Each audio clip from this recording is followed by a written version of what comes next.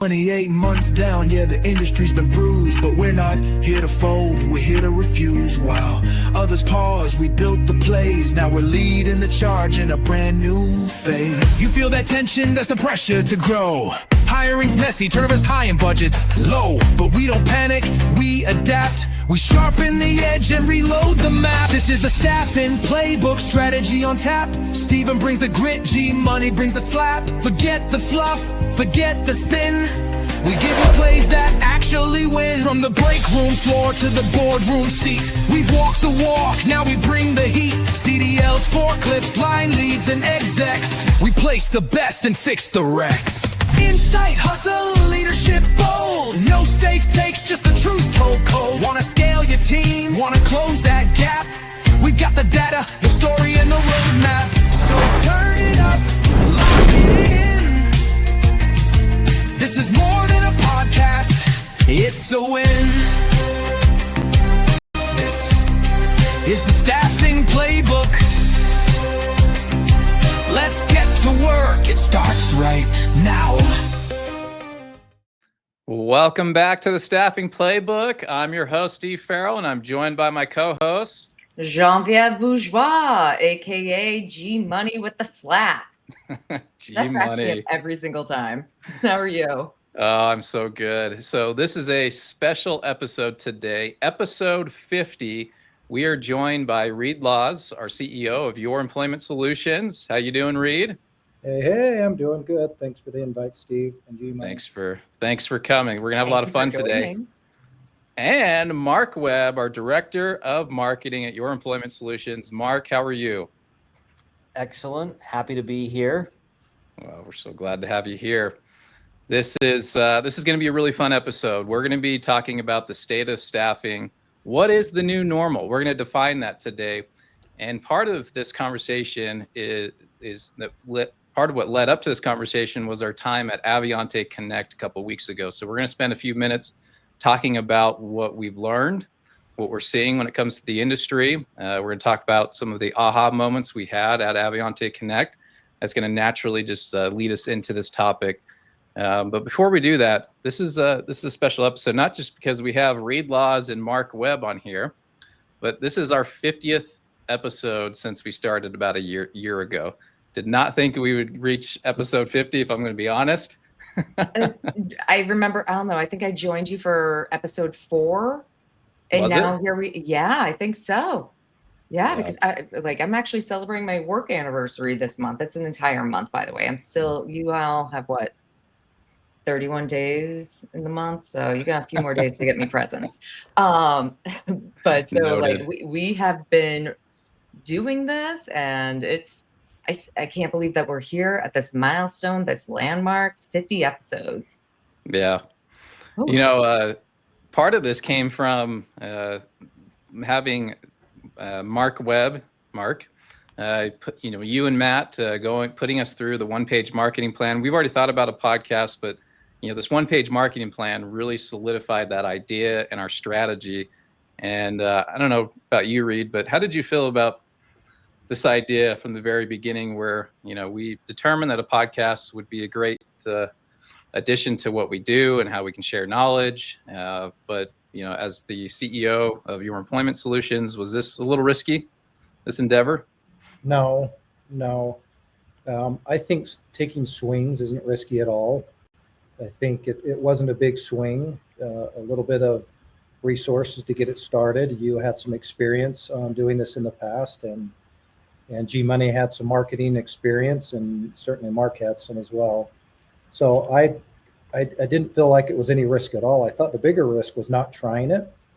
I think, Steve, you're the one that told me, if you go out and look at how many podcasts are out there in the staffing space, if you've got 27,000 staffing agencies and you've only got a handful of podcasts, we don't have a lot of competition. So to me, the foolish thing was not to give it a try.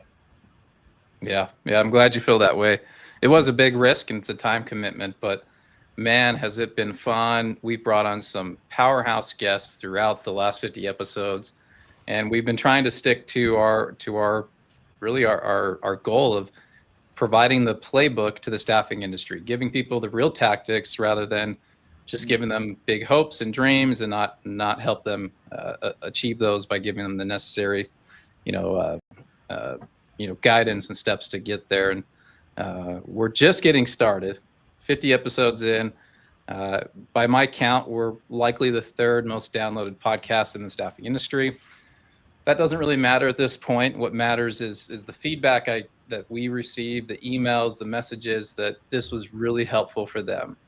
And it's helped them change their strategy. It's helped them grow their staffing firm.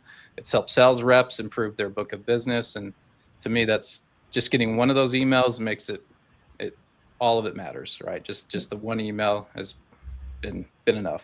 You took the words out of my mouth, because I know I also get a lot of messages. I get a lot of emails. I get a lot of people being like, I love what you all are doing and what you're providing for this staffing industry as a whole, actually trying to help us all level up, especially since we've been in this decline for almost 3 years now. So it is a time commitment, but it's worthwhile. And so thank you, Marc, for giving me the time to do this every week.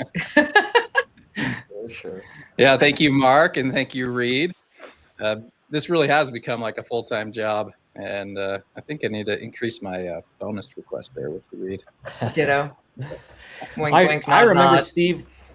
I remember when we were getting ready to push this and get it started, and it really has come a long way. And just kudos to you and Genevieve. There's been times when I've been listening where I'm like, oh, write that down. And it's just fantastic information that you provide, and I think it's really valuable. And just the way it's growing really shows the value you're bringing to your audience. So just fantastic job to both of you. It's been a team effort. Can't do it without everyone involved. So thank you. Absolutely. All right. So, enough about us. We got to move on. Got to move on. Genevieve, Marc, Reed, yourself, we all went to Avionté Connect a couple weeks ago, last minute. And it was really impactful for a lot of reasons, personally, but I want to go around the panel here and talk about, what is it that, maybe some aha moments at Avionté, what was the theme? What did we see going in that we didn't, or what did we not see going in that we see now a little bit more clearly? Who wants to go first? Reed, I think you do. I'll go first. My takeaway may be a little bit different than when I was going into this. Naturally, when you go to these conferences, you're going to be at some booths talking to some suppliers to Avionté. Naturally, you're going to hear some keynote speakers and hopefully write some good stuff and bring some takeaways back. But I got to tell you, my biggest aha moment, Avionté works between 900 and 1,000 staffing agencies around the country. And if I've got the numbers correct, 20% of all enterprise are now going through their software. So they've done a good job beefing up their software to handle the enterprise accounts. But overall, I realized who the expert was in the room. They did a good job getting not all 900, but they had about a third of their customer base in there.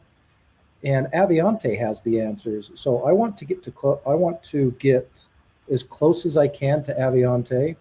Think of all the questions. Think of the software that they build, which is a good ATS system and so forth. All that's great, but they have in detail what's happening in our industry. And so you can go to the ASAs, you can go to the SIAs, those are great, but these guys are in real time talking to all of us on a daily basis. And when I heard their keynotes, they really dove and got really critical about every piece of the staffing industry that we need to be looked at so we're relevant in 5 years. Yeah. So that was my biggest takeaway is they are the pros in this industry, and I want to talk more to them about that as much as I do about their software. Yeah, agreed. And we're going to get into that actually here in a little bit, getting into, they've got insights because look, they're pulling invoices. I mean, we're invoicing through Avionté, right? We're dispatching through Avionté. We're communicating through Avionté. And so they've got a real-time pulse on what's happening in the market. It's invaluable. Marc, how about you? Yeah, this was my first Avionté Connect conference, and it was interesting to go in with the view of marketing, because we go in and there was a lot of really great keynotes and really great breakouts, and a lot of the valuable conversations I had were over meals, right? Or over dinner, or just talking to people who are having similar issues, similar frustrating issues. So that was kind of nice to be able to chat back and forth and see what they're doing. And it's not like we're in a sea of competitors. It was like, like, I'm frustrated and you're frustrated. What are you doing? And it was just sharing ideas. And it was nice to be able to connect with so many different people, because even in those sessions, there was breakouts. You talk to your neighbor, you talked about what they're doing. And I even wrote down a ton of ideas of like, oh, they're doing this, I can implement that here. So that part was really great. But some of the breakouts as well. I mean, it's clear that staffing is a people business, right? And then you have AI on the scene, and there were so many discussions about AI. Where's AI heading? If it's a people business and we're taking people out of it, like, how is that going to be? What's the future of that going to be? How can we use that for our benefit, right? How is it really going to help our customers? So it was really interesting to hear some of the industry experts talk about that and where they see AI going, and all the features that we currently have, right? Going by those booths and figuring out just a couple of more of the features that can be implemented. And AI is just changing everything so fast. And so it's just, it's making everything go quicker, right? We can do this now that we weren't able to do 6 months ago. So it was just, I have so many notes. My mind is still reeling from all the information that I got, but it was just really from every aspect, from when I touched down to when I left, it was just go, go, go. And we traveled as a team, but like, we didn't hang out as a team. We saw each other at night sometimes, but it was just, I was just shocked with how much valuable information I got out of that, even from a marketing perspective. And I didn't even go into the experience center where you just go sit there and learn and ask questions about Avionté.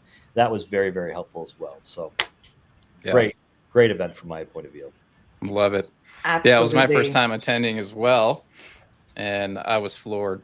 Genevieve, I know you had quite a few takeaways there. Whew. Okay, first of all, my jawline from having to talk to everyone, it's finally recovered.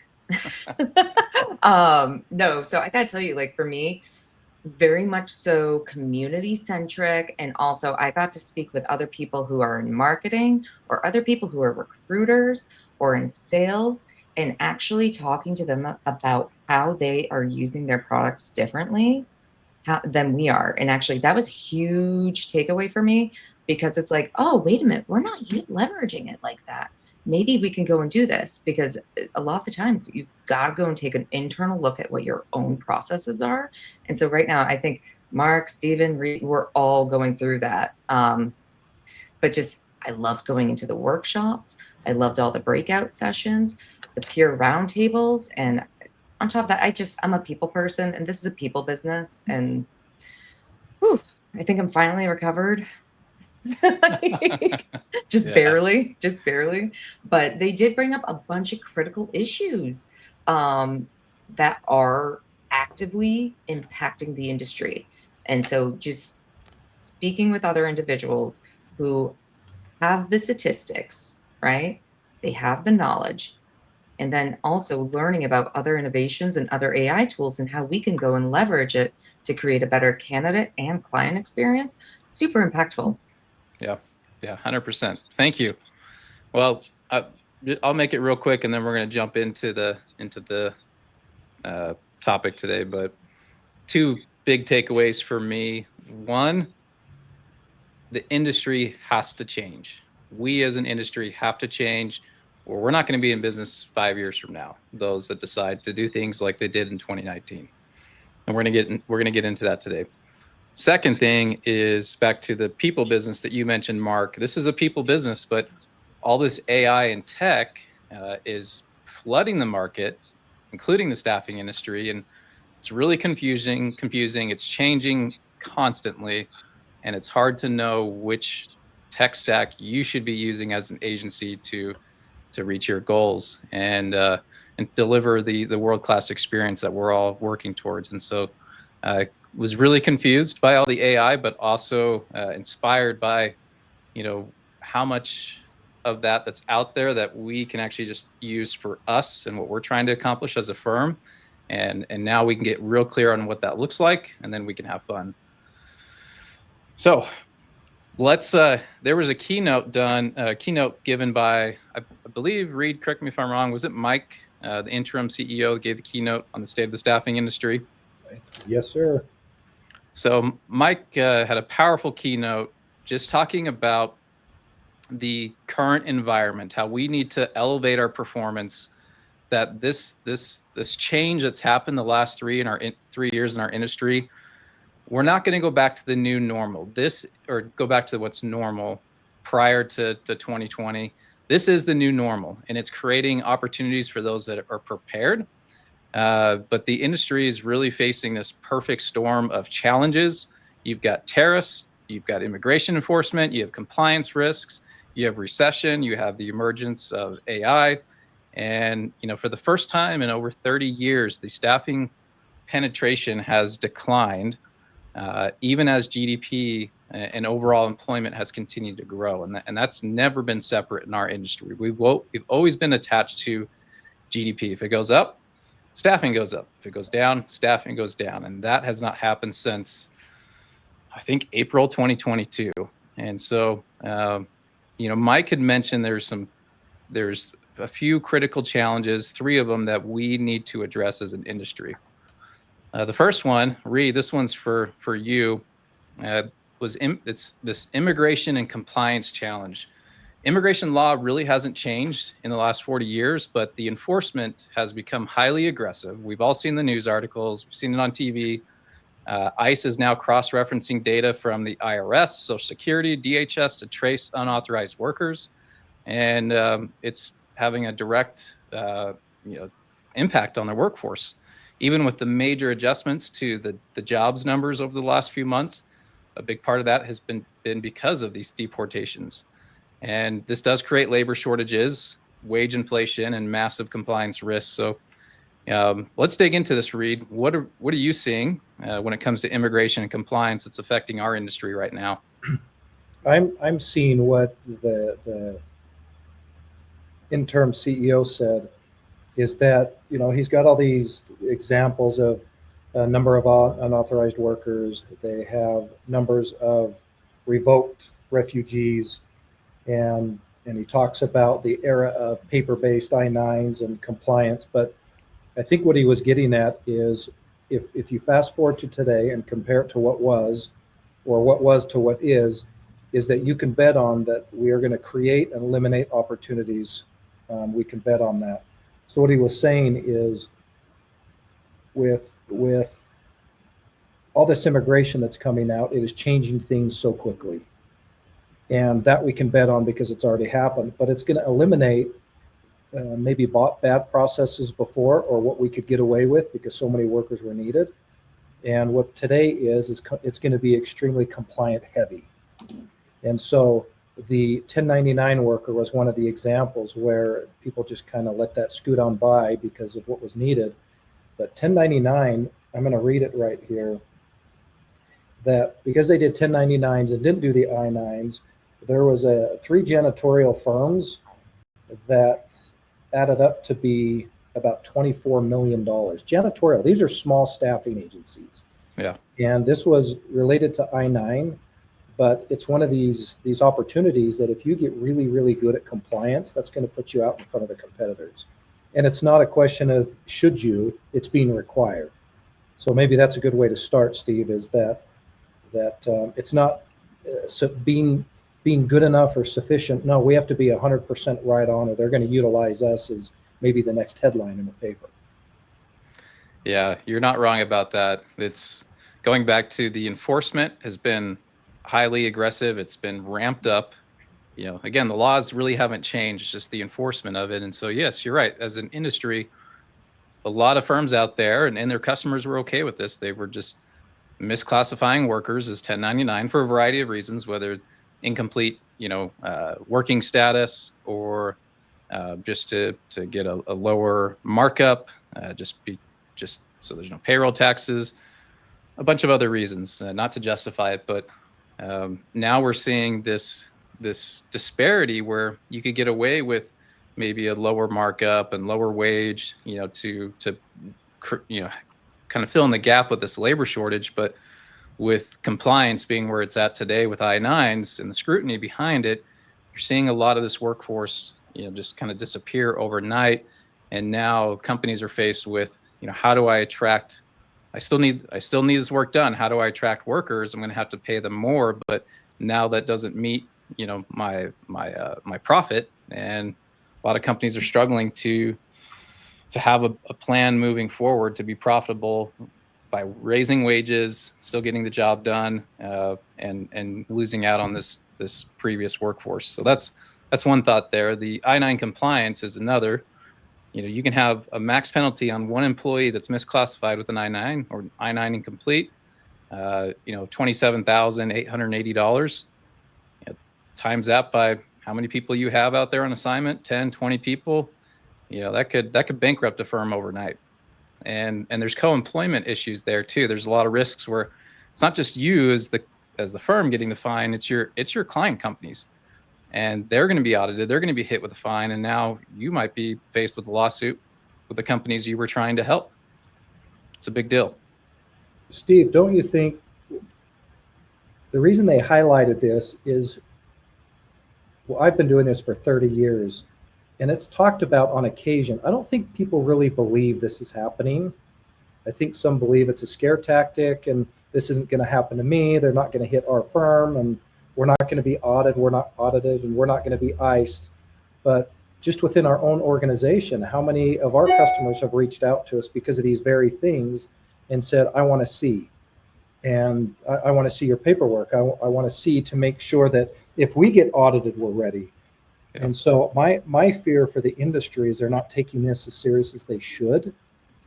And that was one of the top three, says, if you don't take care of this, I'm not going to see. In 5 years from now, many of you staffing agencies aren't going to be back here if this isn't taken seriously. So I'm hopeful they're loud and clear because we've already witnessed it. We felt it. We've had to do a lot of extra work because of this very thing. Yeah. Compliance is key. And the thing is, not only are we at risk, but they would also be at risk. And so it's better to go and get ahead of this now, because here's the thing, Reed, like you said, it's not what it was versus what it is.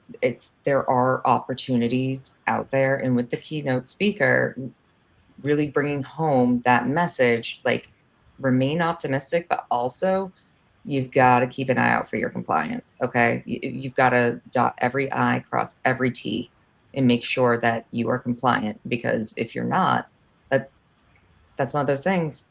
Steve, like you just said, $27,880 per person. Okay. Like that can add up.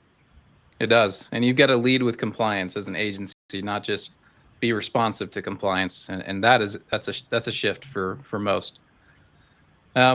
Marc, moving into the second critical challenge of our industry, and that's the impact of tariffs. To keep it simple, tariff is a fee paid to the U.S. Customs on imported goods. They're assessed as a percentage of the goods value. For example, a 20% tariff on metal parts for an automobile could add another $2,000 to its manufacturing costs. So this forces manufacturers to absorb the cost, or raise prices, or reorganize their supply chain. And we're seeing that out there. We're coming across it every day. We have companies that are just contracting because of the cost of tariffs. They're trying to figure out how do they absorb this cost, or do they need to raise their price? Do they need to bring in a 3PL? And other companies are just holding. They're just waiting. Like, hey, maybe this 30% tariff in October will be dropped down to 15. So let's just wait. A lot of companies, of course, in Q1 just brought a ton of product onshore for just in case, right? Just waiting for the tariffs. And so, as a staffing firm, we've got to recognize this impact of tariffs and how it's affecting manufacturing, distribution, but it also creates a staffing need in some cases, does it not? Yeah, absolutely. And as the situation arises, as a staffing agency, you can make yourself invaluable to them, right? Especially as those they don't know what they're looking for, or they're waiting, right?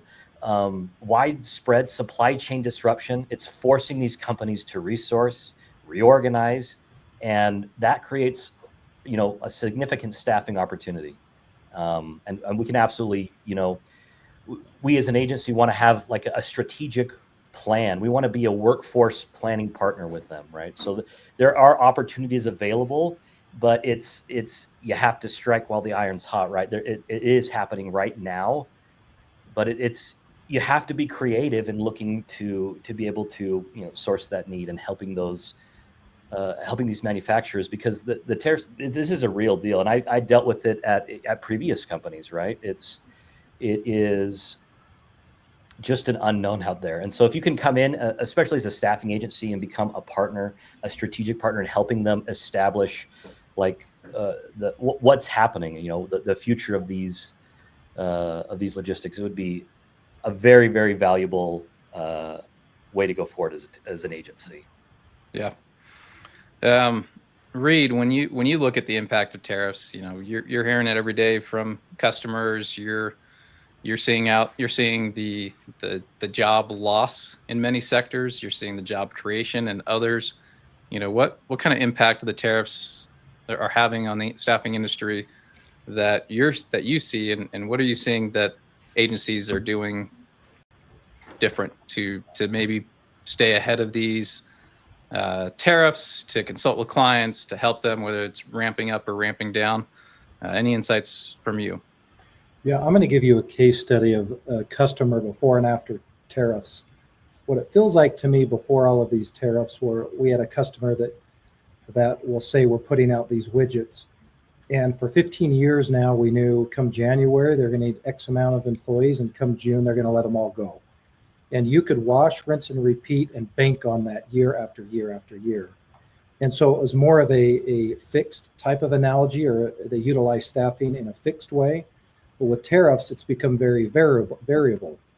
And because it's variable, and because of the tariffs change so much, or the uncertainty is now they don't need the same amount as they used to. And so the shift in our industry has shifted to speed and scale rather than just this fixed mentality. And so earlier when you were talking about how the staffing agencies have changed, it's no longer just fill them and bill them. How many people do you need? We have to go in as a consultative approach, saying, what is it you need? When do you need that? How many? And then we have to be prepared to even shift from what they recommend. And so I think the days of finding easy jobs, the days of easy fills are over. Companies don't need us for that. They need us something that's more difficult, more challenging, has to be on time and speed.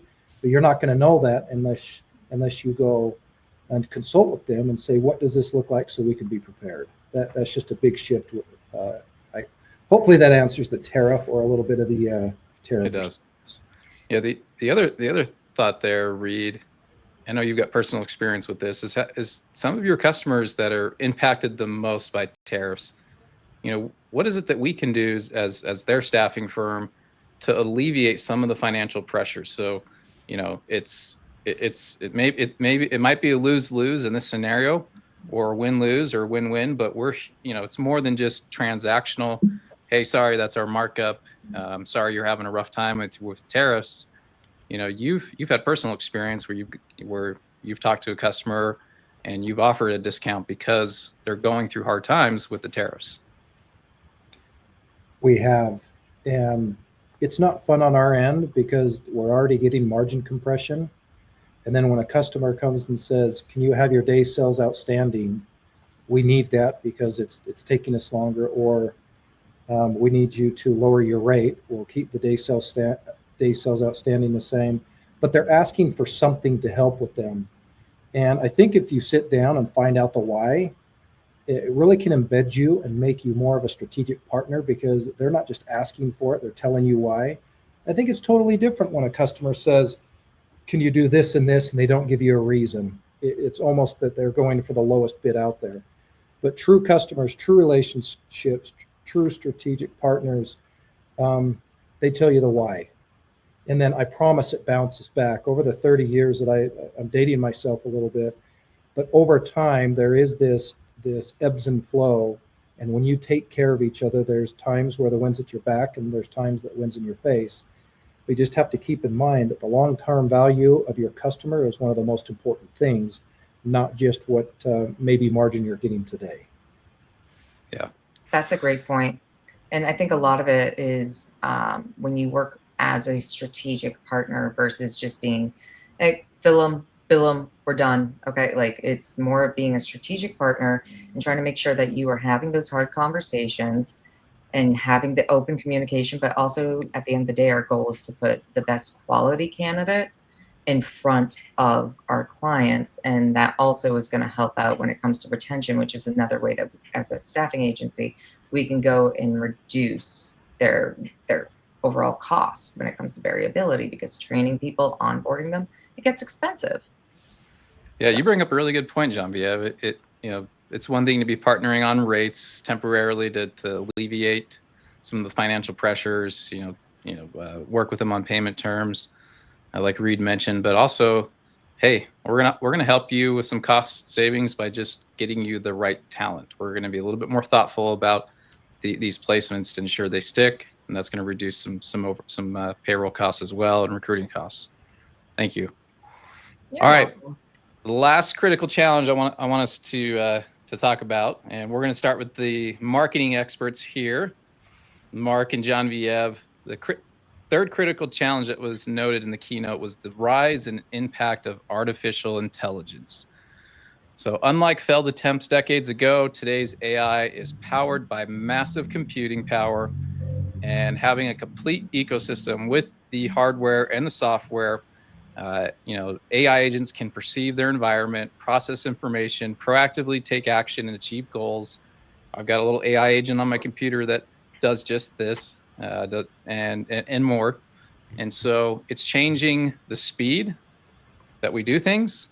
It's changing the cost and the outcomes across multiple industries, including ours. So, Marc, let's start with you. What impact when it comes to AI are you seeing when it comes to our industry, good and bad? Well, one of the things that kind of blew me away in this conference was they said a super recruiter, one person managing $100 million or $250 million account, right? That blew me away. And I think that really shows what AI does. AI is a human sitting here and able to do everything with AI. AI does all those difficult things. All the agents go out and do all the things. And then you have the person here making those choices and strategizing. That's what it is. And that's what I hope it to be, right? You want AI and robotics and machines to make your life easier. You don't want it to be able to do everything for you and keep you from thinking, but it just enables your reach. And I absolutely think that with AI here there's so many different ways. And there was a lot of booths there where companies as well that are offering that, digital recruiters.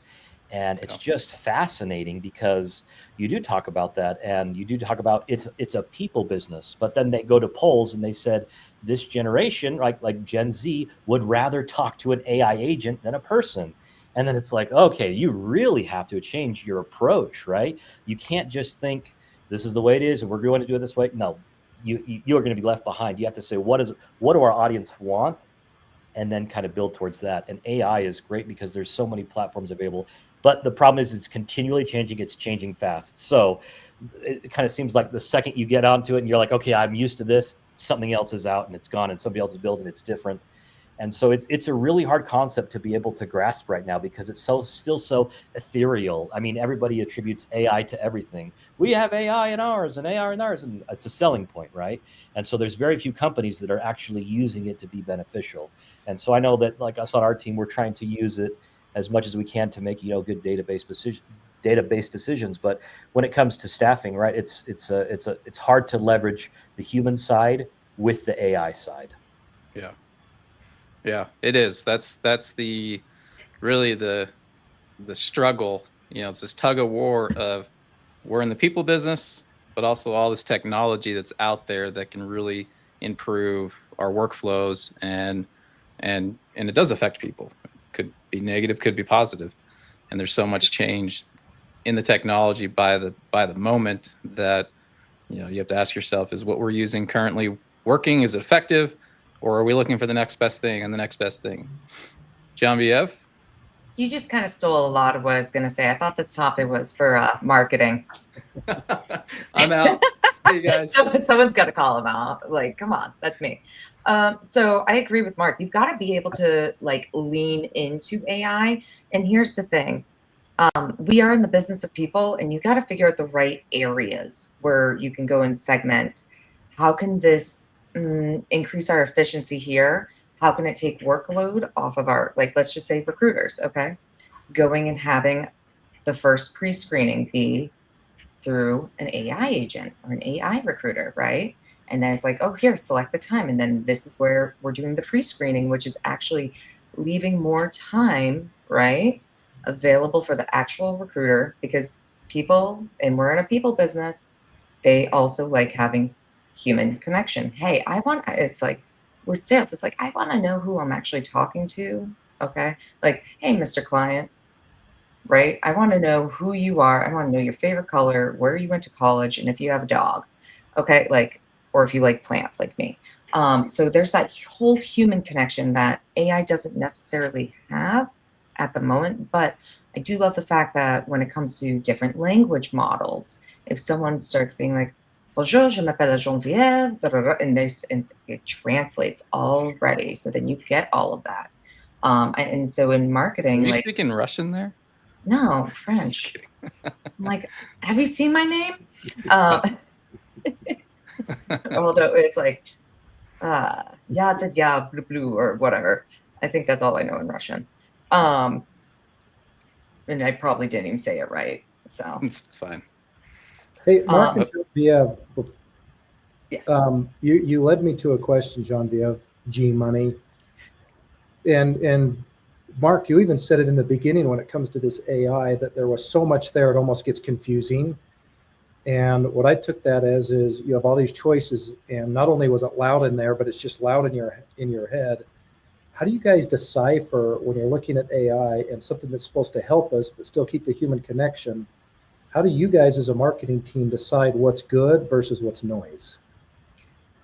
I like to figure out where my pain points are, and where there are inefficiencies, and if there's a tool that's going to be better personally.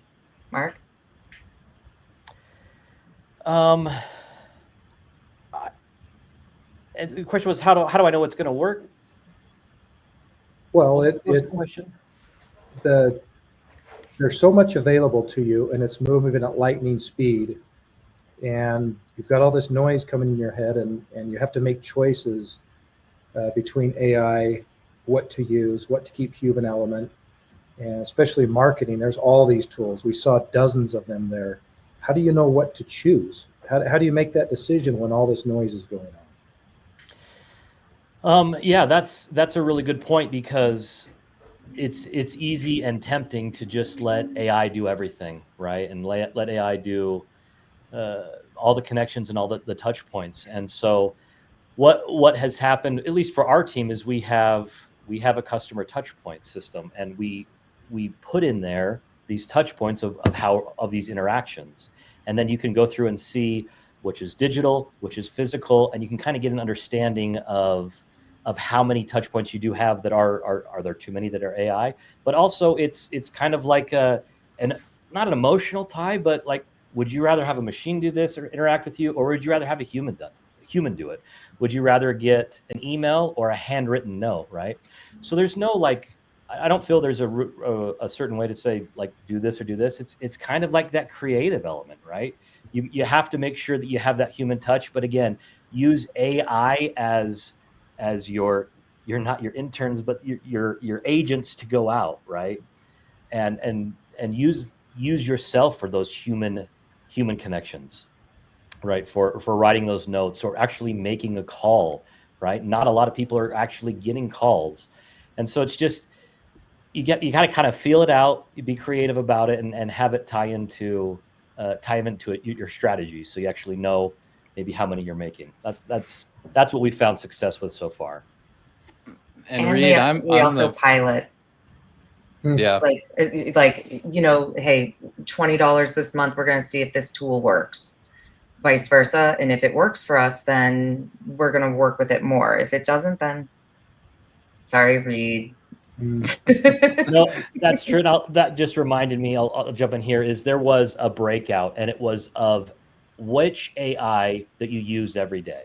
And so the keynote presenter, I don't have her name, she listed all of them that she uses every day. And there's 30 of them, 30 different, not just different models, but this one for PowerPoint, this one for Word, this one for Outlook, this one for Gmail.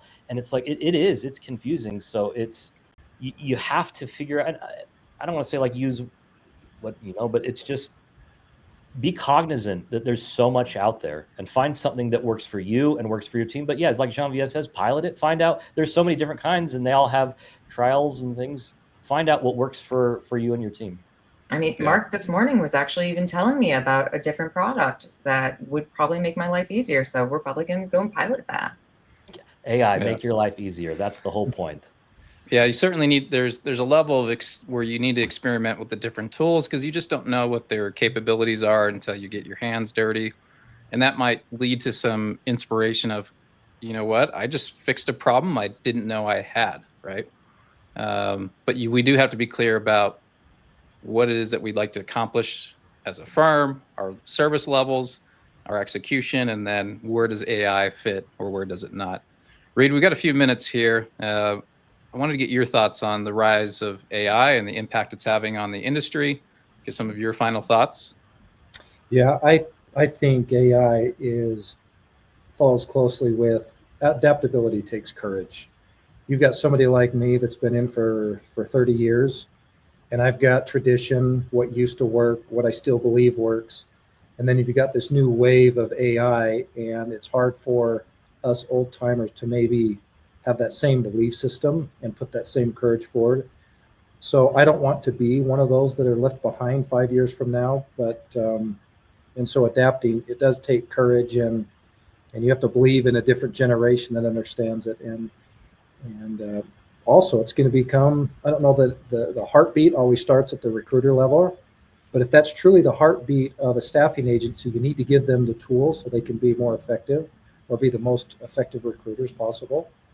So I just think that, I don't know that I have a snappy answer for it. It's just something that we've got to do without a whole lot of data behind us on what works or what doesn't.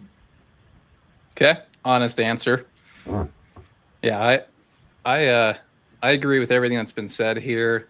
We don't want to replace the human element. And I think there are firms out there that are in fact trying that from a cost perspective.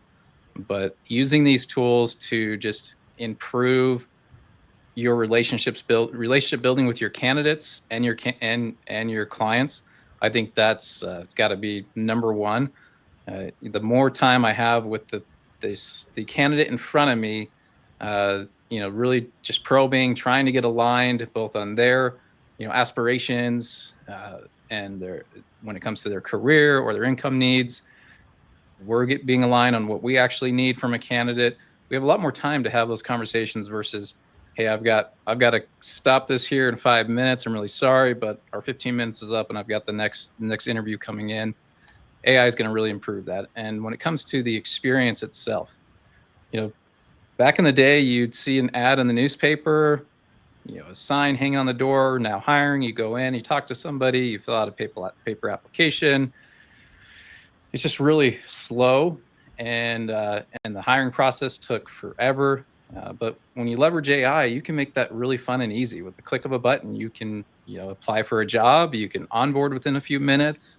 It already has all of your information from your resume, so it's helping match you to the right job. And now as a recruiter, we're sitting down and talking about what that really looks like and how we set you up for success. I think we can go a lot more on AI. But I think overall, get comfortable playing around with the tools, map out what the experience needs to look like, what you want it to look like in your firm, and then start exploring those tools to see where they fit. And yes, they're changing every day.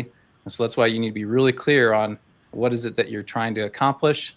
Tools can come and go, but your outcome, your goals, if that's your North Star, you'll find the right tech stack. Big believer in that. All right. Well, we're coming up on time. This has been a lot of fun for our special 50th episode of the Staffing Playbook Podcast. I'll leave you with this, and you guys can share anything else. If you want to be competitive in today's market, differentiate yourself from your competition. Understand the client's key pain points. Understand what's going on with tariffs and how it's affecting their business and how you can partner with them. Leverage AI. Use technology to gain measurable advantages in your business for speed, for quality, to win greater market share and wallet share. And just be adaptable. Last one's being adaptable. The business is changing. This change is the new norm. And so let's be ruthless about the assessment of your operations, of your business's strengths and weaknesses, and seek for excellent execution on all of your fundamentals. So those were my takeaways. Any other last thoughts before we wrap it up? Genevieve? Adaptability takes courage. Reed, you said it. I wrote it down. It's highlighted. Okay. And then also, you got to take a swing. All right. The bigger mistake is to not try. All right. We are going through a decline in the industry as a whole, but guess what? Try and have some courage and adapt. Things are changing. We've got to change our mindset. We are not going back to pre-COVID when it comes to staffing. You've got to move forward and take a look at your plan throughout the end of the year. Take a look at your next fiscal year. Take a look and actually start breaking down things and look internally and be critical of your processes and figure out what inefficiencies you have and see if there's any impediments that can be removed or something that can be replaced with an AI tool to help make your team more efficient. So then the heartbeat of the recruiter can continue doing the right thing by putting the right people to work the first time, every time, because it's all about the quality of a hire. We're no longer filling and billing. Awesome. All right. That. Marc, you got any last words of wisdom? Just reiterate what's been said. Staffing is a people business. Tech is there to support relationships, not replace them. Love that. Okay, Reed, finish us off. Steve, I would say your podcast every week, it maybe is not perfectly catered to just to today, but your podcast is helping our industry every week for this one reason, and it's you are telling everybody why customers should call them first. Like we have to cater ourselves that the customer thinks, and in our case, it's your employment solutions, but why are they coming to us before anybody else? And on this 50th episode, you've given 50 times to help people come up with that answer.